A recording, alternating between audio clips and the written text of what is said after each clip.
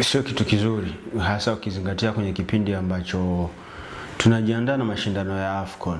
Tunakuwa na tabia vya kuonesha hatujawa tayari kuandaa haya mashindano, kwa sababu kwenye mchezo wa Simba na Yanga hizi tuhuma zilikuwepo, mchezo wa Yanga na Azam tuhuma zimekuwepo, kwenye mchezo wa Simba na Singida Black Stars vilionekana viashiria hivyo, kwenye mchezo wa Simba na TRA United vimeonekana viashiria vya aina hiyo, vya vitu ambavyo havihusiani kabisa na masuala ya michezo.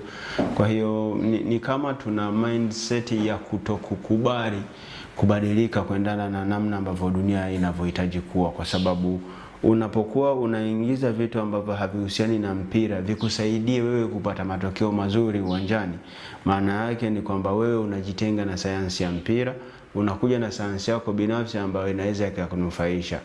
Aidha kukunufaisha kwa kupata matokeo ya ushindi kwa njia ambazo sio rasmi za mpira wa miguu, au kukunufaisha kwamba unaweza ukapata walau sare kwa njia ambazo sio zile tunazozifahamu, njia za kupata matokeo halali ya mpira wa miguu. Kwa hiyo sio vitu ambavyo kama wadau wa soka, kama wanafamilia wa mpira wa miguu tunaweza tukaendelea kuvi-entertain, kwa sababu ni viashiria vya hovyo sana kuwepo kwenye mpira wa miguu, lakini vinachafua taswira kwanza ya mpira wa miguu wa Tanzania, lakini pili vinachafua taswira kama nchi, kwamba Tanzania mamlaka zimeruhusu vitu vya ajabu kutokea kwenye mpira.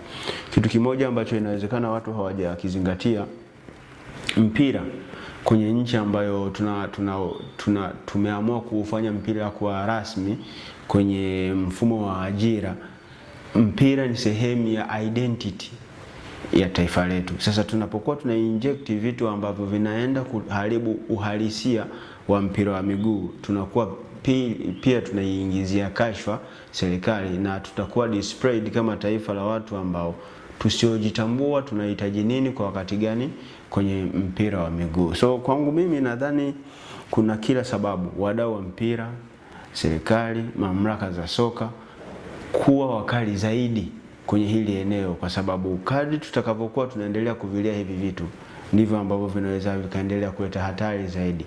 Leo tunasikia ni harufu, ipo siku tutakuta vitu vingine vya ajabu ambavyo vinaweza vikapeleka madhara makubwa zaidi.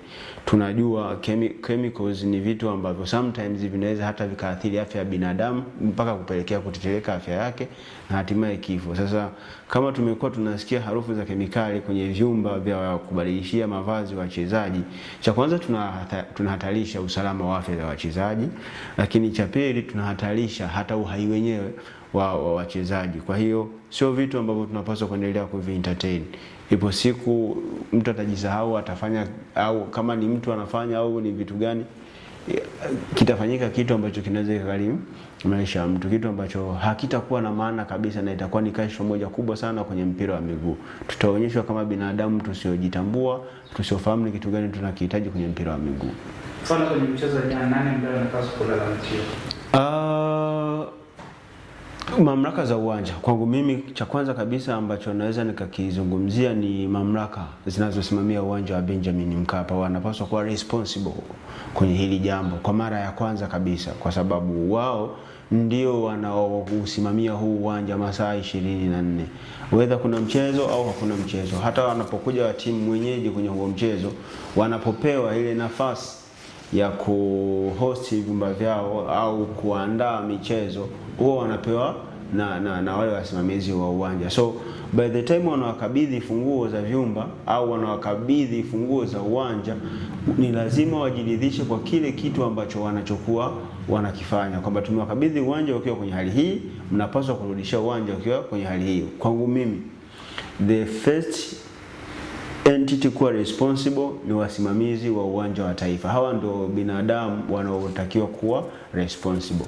Wa pili kuulizwa wanapaswa kuwa wenyeji wa mchezo, ambao kwa namna moja au nyingine ndio wenye mamlaka ya kusimamia uwanja wakati wa dakika 90 za mchezo.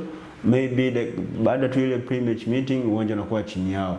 Inawezekana wasiweze control maeneo yote, lakini kuna yale maeneo muhimu kwenye dressing rooms, huku wanakuwa wanafahamu ni kitu gani kinachoendelea. Kwa hiyo hawa watu wawili, kwa maana mamlaka zinazosimamia uwanja hasa meneja wa uwanja, lakini pia kwa mchezo wa jana Azam ambao walikuwa ni wenyeji ndio wanapaswa kuwa responsible kwenye hili jambo.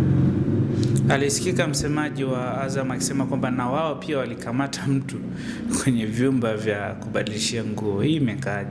Kama ni kweli walikamata mtu, basi huyu ndio anatapaswa kuwa source ya kutueleza Watanzania ni kitu gani alikuwa anaenda kufanya, ametumwa na nani, kwa lengo gani, halafu tunaweza tukaanza kutibu tatizo kutokea hapo, kama ni kweli walimkamata.